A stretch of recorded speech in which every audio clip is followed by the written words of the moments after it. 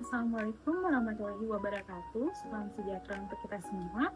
Baik, di saat ini saya akan mempresentasikan atau menjelaskan mengenai mekanisme terbentuknya antibodi terhadap antigen ekstraseluler yang diberikan oleh Prof. Cici dalam mata kuliah Imunologi 3, program studi laboratorium medik kelas RPLA. Nah, sebelum itu, perkenalkan dulu, nama saya Dwi Elsa Novianti Sukusama dengan NIM 16 11 25 11 021.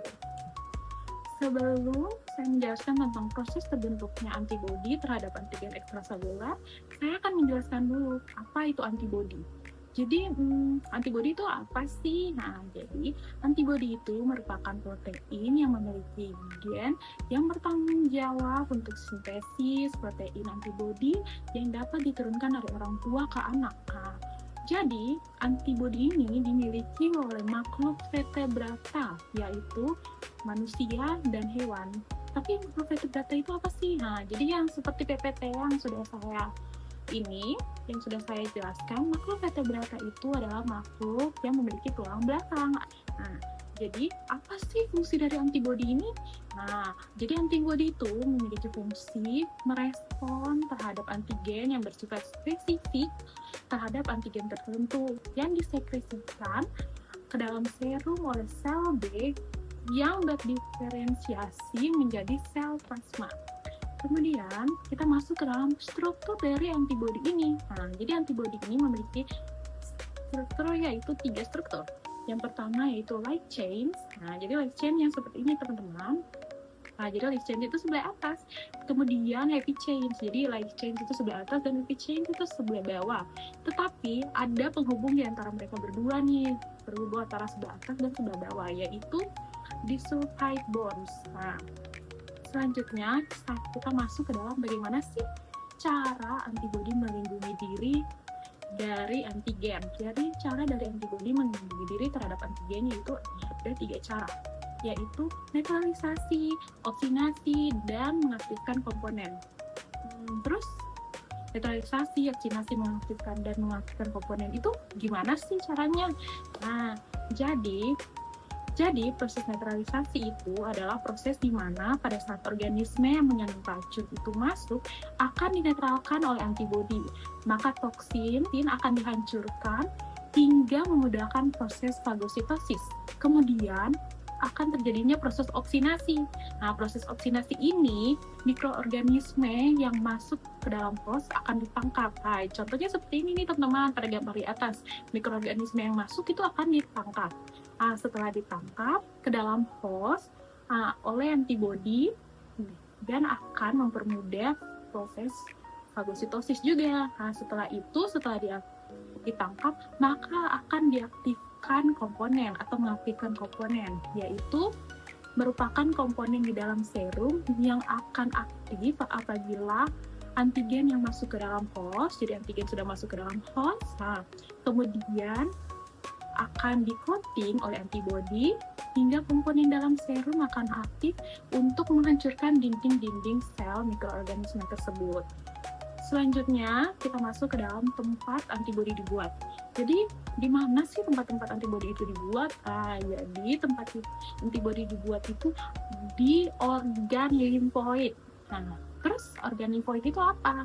Kan kita baru pernah dengar kan? Pasti ada beberapa dari kita tuh baru pernah dengar tentang organ limfoid. Jadi organ limfoid itu adalah sekumpulan dari organ-organ pembentuk antibodi. Jadi ini juga terbagi nih organ limfoid, ada terbagi menjadi 2, yaitu limfoid sekunder dan limfoid primer, atau limfoid primer dan limfoid sekunder. Jadi pada gambar di atas menjelaskan bahwa tempat limfoid sekunder itu di mana dan primer di mana. Jadi, pertama tempat organ limfoid primer itu di organ thymus dan bone marrow. Bone marrow itu atau sumsum tulang. Kemudian pada limfoid sekunder yaitu ada beberapa organ nih. Yang pertama ada adenoid, tonsil, lymph nodes, spleen, hair patches, appendix, dan lymph nodes juga. Terus Gimana sih cara antibodi dibuat atau diproduksi di organ-organ ini? Nah, jadi sel T yang belum matang di sumsum tulang atau bone marrow akan dibawa dan dimatangkan di kelenjar timus. Nah, di kelenjar timus pada ini, gambar di atas ini. Kemudian, di kelenjar timus akan menjadi sel T helper. Setelah itu, setelah matang, sel T ini akan dibawa ke peredaran darah ke organ limfoid sekunder. Jadi dari prima ke organ limfoid sekunder. Setelah itu begitu juga dengan sel B. Tapi bedanya sel B ini dimatangkan saat perjalanan ke peredaran darah dan kemudian dikirim ke limfoid sekunder. Baik, selanjutnya kita akan masuk ke dalam proses selanjutnya, yaitu proses mekanisme terbentuknya antibodi terhadap antigen ekstraseluler yang melalui 4 tahap, yaitu tahap pertama yaitu presentasi antigen oleh ATC, yang kedua yaitu aktivasi sel T helper, yang ketiga aktivasi sel B, dan yang terakhir yaitu dihasilkan sel plasma. Jadi bagaimana sih cara 4 poin-poin ini bekerja? Nah, jadi kita masuk ke dalam poin yang pertama, yaitu presentasi antigen oleh ATC. Baik, nah di dalam ini makrofag memiliki reseptor terhadap antigen yang dapat menangkap antigen dan dapat membentuk sphedopodia atau kaki semu untuk menangkap antigen pada saat proses fagositosis. Nah, jadi seperti contohnya nih, ini antigen. Nah, jadi antibodi akan membentuk sphedopodia atau kaki semu yang akan menangkap antigen tersebut. Kemudian akan membentuk fagosom untuk memberikan sinyal kepada lisosom. Itu fagosom dan lisosom akan menyatu untuk mencerna benda asing yang dapat disebut dengan epitop atau antigen determinan dan bereaksi dengan produk respon imun sebagai antibodi. Selanjutnya, epitop akan diikat dengan MCH atau Maillard histocompatible, yang dimana dalam hal ini yang berperan yaitu MCH tipe 2. Jadi MCH itu ada 2 tipe, yang pertama MCH tipe 1 dan yang kedua MCH tipe 2, yang kemudian akan dibawa oleh APC ke sel T reseptor. Tapi sebelum ini nih, MCH kan ada 2 tipe. MCH tipe 1 itu apa? MCH tipe 2 itu apa? Nah, jadi MCH tipe 1 itu berfungsi untuk antigen intraseluler. Nah, kalau MCH tipe 2 yaitu berfungsi untuk antigen ekstraseluler. Nah, jadi di sini kan saya sedang menjelaskan mengenai presentasi mekanisme antibodi terhadap antigen ekstraseluler. Jadi, yang berfungsi di sini yaitu MCH tipe 2 yang terdapat pada antigen ekstraseluler. Nah, selanjutnya kita masuk ke dalam aktivasi sel T helper. Nah, jadi di sini pada aktivasi sel T helper ini, makrofag akan mensekresikan interleukin 1 dan interleukin 2. Nah, jadi di interleukin 1 ini, interleukin 1 ini merupakan subkan yang bahannya protein. Nah, yang berfungsi untuk mengaktifkan sel T helper dan berperan dalam tirogen dan endogen. Jadi fungsinya ini membawa peredaran ke hipotalamus. Sehingga dapat meningkatkan suhu tubuh. Kemudian sel T helper yang sudah teraktivasi akan mensekresikan interleukin 2. Nah, akan membuat reseptor interleukin 2. Nah, terus interleukin 2 ini memiliki 2 fungsi. Yang pertama yaitu aktoaktivasi atau terjadi apabila interleukin 2 ini berkaitan dengan reseptor interleukin 2.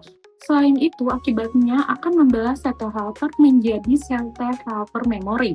Yaitu fungsi dari interleukin 2 yang kedua yaitu mengaktifkan sel B. Nah, kita masuk nih ke dalam tahap selanjutnya yaitu aktivasi sel B. Selanjutnya kita masuk ke dalam aktivasi sel B. Nah, jadi sel B ini menghasilkan 2 komponen. Yang pertama BCDF atau B cell differential factor dan yang kedua yaitu BCGF atau B cell growth factor. Nah, jadi BCGF ini merupakan sel yang membelah menjadi sel B memory. Nah, selanjutnya yaitu BCDF atau B cell differential factor, yaitu faktor yang menyebabkan sel B berdiferensiasi menjadi sel plasma lalu mensekresikan antibodi. Nah, jadi itu merupakan mekanisme terbentuknya antibodi terhadap antigen ekstraseluler. Baik, sekian adalah keterangan saya mengenai mekanisme proses pembentukan antibodi terhadap antigen ekstraseluler. Terima kasih, sampai jumpa.